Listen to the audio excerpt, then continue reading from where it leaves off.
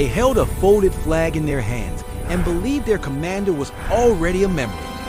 The battlefield had taken him, the reports were sealed, and hope had quietly been buried. Then a woman they thought was only a ghost stepped out of the dust with his weight on her shoulders and a rifle still warm from the truth. Asterisk, what city are you watching from today? If this story resonated with you, hit subscribe for more stories about extraordinary people. The story begins in a place where names are replaced by call signs and silence carries more authority than rank. The unit was one of the most disciplined SEAL teams in the theater, hardened by years of missions that never made the news.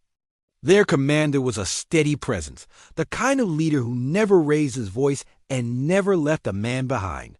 When the operation went wrong in a remote mountain corridor, the official word came back clipped and final.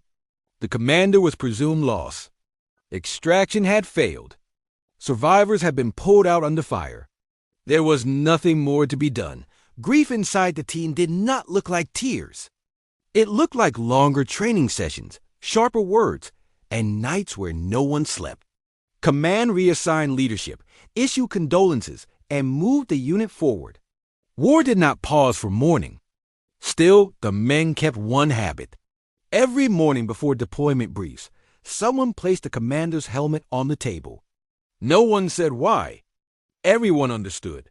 What they did not know was that a second operation had never been logged. It involved a sniper whose file was so thin it looked unfinished. Her name was spoken only once in the initial briefing, then removed. She had trained with the team years earlier, quiet and precise, never asking for recognition. Some of the men remembered her as an attachment who disappeared between rotations. Others remembered the way she outshot instructors without comment. None of them imagined she would be the one to walk back into their lives, carrying the man they had lost. When the ambush happened, she had been overwatched on a ridgeline no drone could see. From that distance, she watched the commander go down while buying time for his team. She also watched the enemy pull him away, assuming the sniper was finished when her position was compromised. They were wrong. She moved through terrain that punished hesitation, carrying only what she could defend.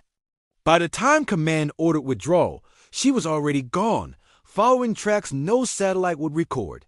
Days passed. Intelligence shifted. Pressure mounted. The unit was redeployed elsewhere, told to accept the loss. The sniper did not accept it. She followed the enemy convoy, waded through nights that froze the breath in her lungs, and chose her moments with discipline that bordered on mercy. Every shot she took was measured against the weight of one life she refused to abandon. She avoided firefights. She disrupted supply lines. She turned confidence into fear without revealing her presence. The commander was alive, injured, and guarded by men who underestimated patience.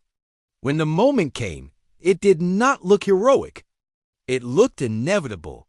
She eliminated the perimeter without alerting the camp. She reached him when the guards believed the darkness itself was on their side. He recognized her voice before he opened his eyes. She said, "We are going home." He tried to argue. She shut it down with a look that carried command in its calm. Extraction was not waiting. She built one, with a splint made from what the land offered, and a route only a sniper would trust.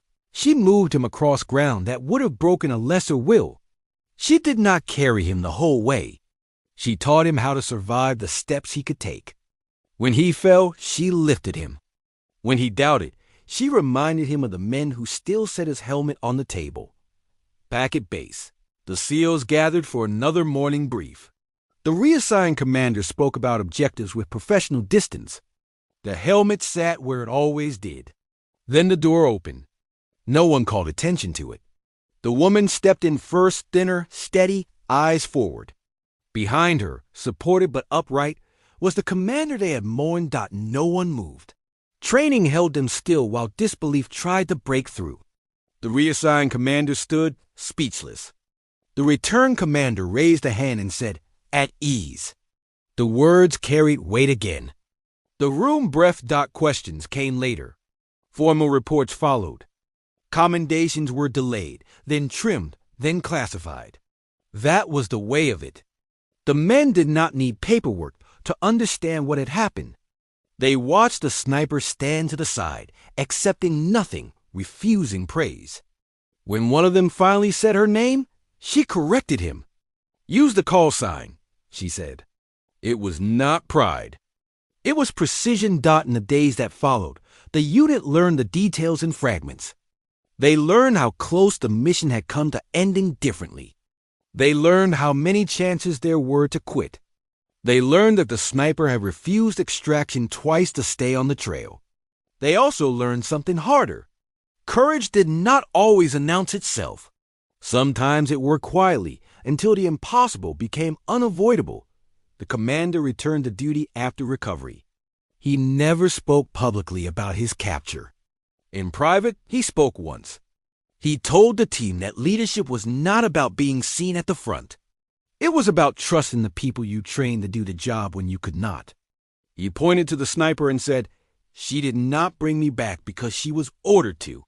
She brought me back because she chose to." The team changed after that. Not in doctrine, but in respect. They stopped assuming who carried which weight. They stopped mistaking silence for absence. When new operators asked about the helmet ritual, someone would say, "It reminds us to keep a place at the table." When they asked about the sniper, someone else would say, "She reminds us why." Years later, the mission remained sealed, but its lesson did not. Loss can feel final until someone refuses to accept the ending. Leadership can be quiet and still command the outcome. And sometimes the person who saves the unit is the one everyone thought was already gone. What did this story make you feel? Where are you watching from? Subscribe to Soul Relief Stories for more real stories that heal the heart.